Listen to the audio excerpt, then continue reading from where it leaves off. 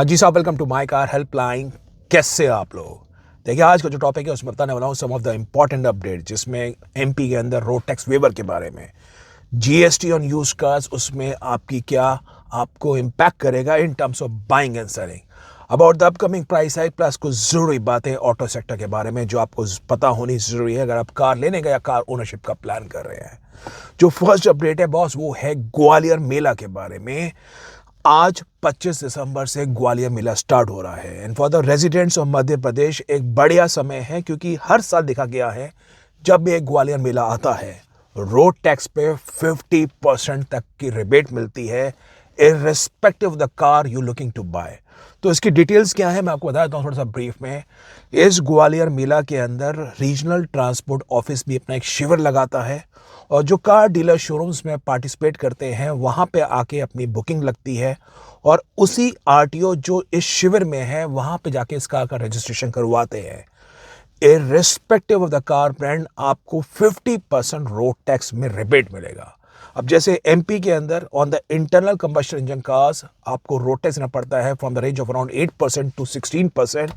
सो अगर आप लेना चाह रहे हैं एमपी से कार तो आपको होंडा सिटी जैसी गाड़ी के अंदर ऑलमोस्ट 75,000 रुपीज़, फॉर्च्यूनर के अंदर ऑलमोस्ट 3.5 लाख रुपीज़, और कोई व्यक्ति 1 करोड़ की कार लेना चाह रहा है उसे करते करते 8 लाख रुपए के आसपास वो रोड टैक्स में सेव कर सकता है।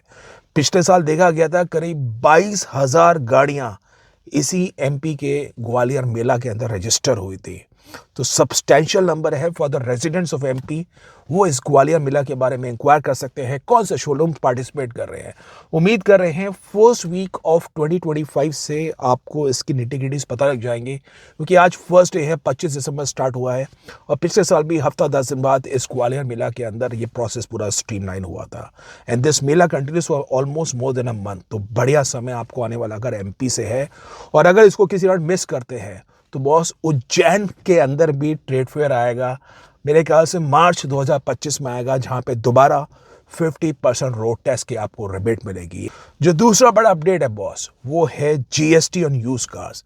अभी ऐसा एक न्यूज़ निकल के आई है कि goods and service tax on buying and selling use cars now 18%।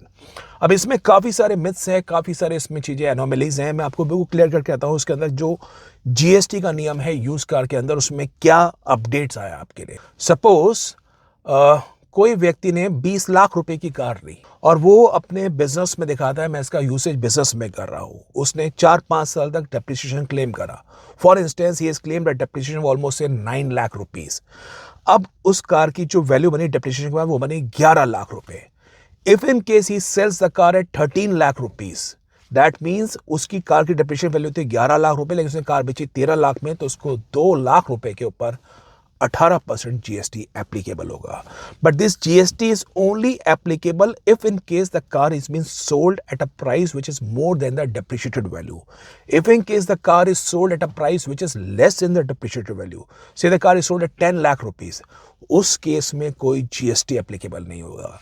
तो कहने का अर्थ है GST at 18% would be applicable basis the margins of the business. लेकिन अगर आप इंडिविजुअल है या जीएसटी रजिस्टर्ड नहीं है, या भले ही डीलर है लेकिन आपका जीएसटी रजिस्ट्रेशन नहीं हो रखा है, तो बॉस फिर आपको कोई जीएसटी का चक्कर नहीं है, ये बता देता हूँ, ये क्लियर है। सपोज दो इंडिविजुअल आपस में सेल एंड एक्सचेंज ट्रांजैक्शन कर रहे हैं लेकिन जीएसटी रजिस्टर्ड नहीं है, तो फिर कोई लायबिलिटी नहीं है, फिर उसमें कोई चक्कर नहीं है। अब इंडिविजुअल्स पे उसमें फ़र्क कब पड़ेगा? इंडिविजुअल से फ़र्क पड़ेगा जब वो कार खरीदने जाएंगे या जब वो कार बेचने जाएंगे to the dealer showroom. Because end user जब खरीदने जाएगा पहले 12% जीएसटी रखता था, अब इसको 18% जीएसटी देना पड़ेगा। और जो व्यक्ति कार बेचने जा रहा है अपनी डीलर शोरूम को, वो उसे कहेगा साहब हमें तो अब जीएसटी देना पड़ रहा है, तो हम तो आपकी कार की कीमत कम देंगे। सो डीलर्स के तो दोनों हाथ अभी भी घी के अंदर है, मैं बता रहा हूँ।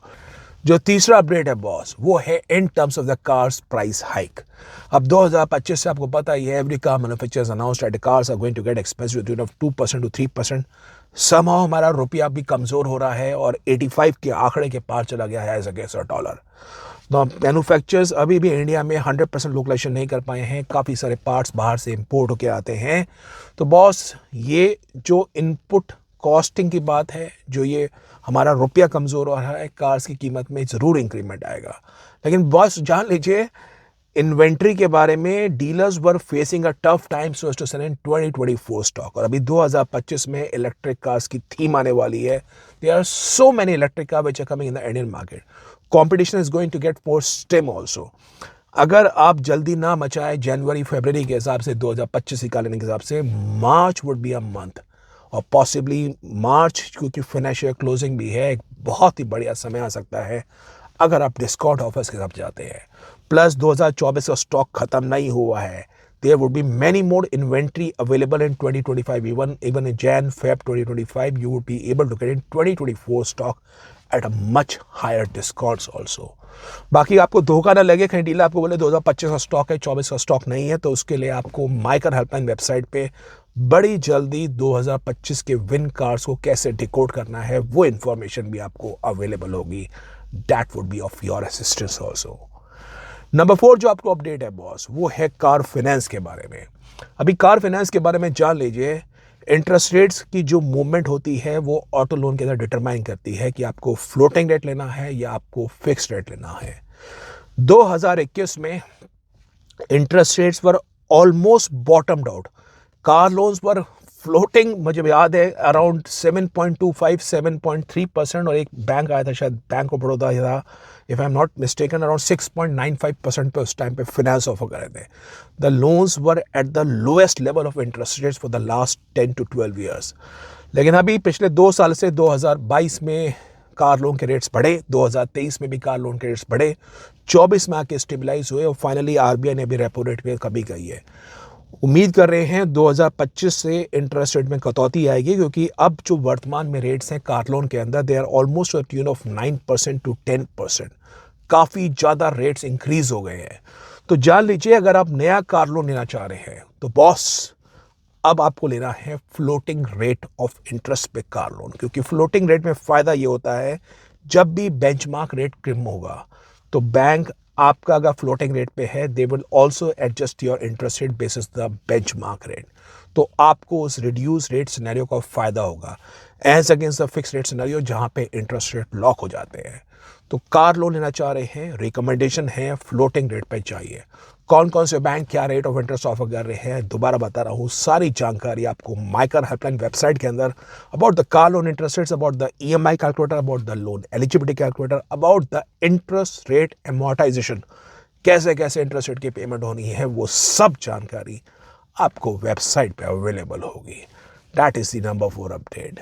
And number 5, last but not the least, boss आपको एक चीज बता रहा हूं, for the consumers who are buying cars, leaving aside अब मारुति कह सकते हैं, क्योंकि उनका जो मारुति इंश्योरेंस प्रोडक्ट है वो काफ़ी कॉम्पिटिटिव, प्लस उसके प्रीमियम भी वो जो आपको मिलते हैं वो कॉम्पिटिटिव है, इन लाइन में द इंडस्ट्री है, प्लस डीलर शोरूम्स भी थोड़ा सा उसमें मार्जिन रखते हैं और उसको वो नेगोशिएट भी कर लेते हैं। लेकिन आप कोई और कार इंश्योरेंस लेने का प्लान कर रहे हैं, ऑनलाइन कोटेशन ज़रूर चेक करिए, डीलर से नेगोशिएट करिए, और विश्वास मानिए पहले साल नहीं अगले साल भी आपको उसका फ़ायदा होगा, थर्ड ईयर में फ़ायदा होगा, कि पहले साल अगर प्रीमियम कम है, दूसरे साल भी आपको उसका प्रीमियम कम मिलेगा, तीसरे साल भी प्रीमियम कम मिलेगा। ओन डैमेज के प्रीमियम के अंदर for a car like Creta this can almost save you 1 lakh rupees in next 5 to 6 years if you are able to negotiate in the first year premium। अगर कोई शोरूम को 70-80 हज़ार रुपये का प्रीमियम कोड कर रहा है और कार आप ले रहे हैं 40-45 हज़ार रुपये प्रीमियम पे इन द फर्स्ट ईयर, तो अगले 6-7 सालों में आप ऑलमोस्ट 1 लाख रुपये ओन डैमेज कंपोनेंट में सेव कर सकते हैं। तो इसको इग्नोर नहीं करना है, आपको ऑनलाइन कोटेशन ज़रूर चेक करनी है, और विश्वास मानिए ये सब जानकारी आपको हो तो आप अपने लिए एक बेहतर डील ले सकते हैं।